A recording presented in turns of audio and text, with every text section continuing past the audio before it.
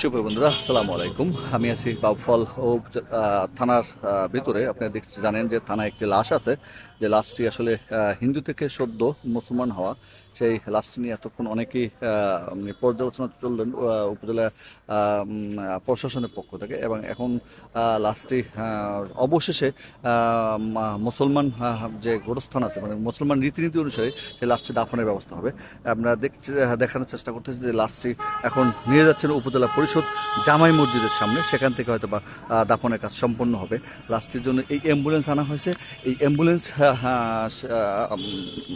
Check করেই মূলত লাশটি নেওয়া হবে উপজেলা পরিষদ জামাই মসজিদের সামনে। সেখান থেকে হয়তো বা গোসল করিয়ে যে মুসলমান রীতিনীতি আছে, সেই রীতি রেওয়াজ অনুযায়ী সে কাজটি সম্পন্ন করবেন। আচ্ছা, ওর নামটা জানি কি? আলভি আহমেদ জয়। আগের হিন্দু নাম ছিল জয়। ওর নাম ছিল আগে কি ছিল?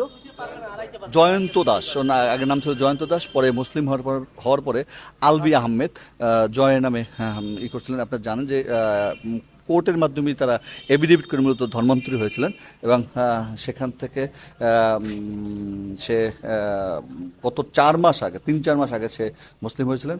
এখন সেই লাস্ট নিয়ে একটি ধোঁয়াশার ভিতরে ছিল যে আসলে কী হবে, কিন্তু তারপরে অবশ্যই সিদ্ধান্ত হলো যে না, যেহেতু সে মুসলমান হয়েছে, সেই সুবাদে তাকে মুসলমানের রীতিনীতি অনুযায়ী তাকে দাপন করার নির্দেশনা দিল প্রশাসন। তার নামাজ এবং সে কালেমা পড়ছেন, যে বায়াত নিচ্ছেন কালেমাত, সে বায়াত ভিডিও ফুটেজ, এবং তার সে নামাজ পড়ছেন সেই ভিডিও ফুটেজ, এবং তার কোর্টের যে একটা এভিডেভিট আছে, কোর্ট থেকে যে তার সে ধর্মান্তরী হয়েছেন সেই ডকুমেন্টস থেকেই মূলত এই বাউফল উপজেলা প্রশাসন তারা এই সিদ্ধান্তটি নিয়েছেন। এজন্য আসলে তাকে মূলত এখান থেকে নিয়ে যাবেন উপজেলা পরিষদ জামাই মসজিদের সামনে। সেখানে তাদের গোসল করে তার জানাজা নামাজ শেষ করে তাকে উপজেলা পরিষদ জামাই মসজিদ যে গোরস্থান আছেন, সে গোরস্থানে তাকে সজ্জায়িত করা হবেন। এ পর্যন্তই আমার কাছে তথ্য। আবার হয়তো বা কোনো দেখানোর চেষ্টা করবো আপনাদেরকে, যে লাস্টটি আসলে নিবে সেটুকু আপনাদের দেখানোর চেষ্টা করবো। ধন্যবাদ সবাইকে। জি, আসসালামু আলাইকুম।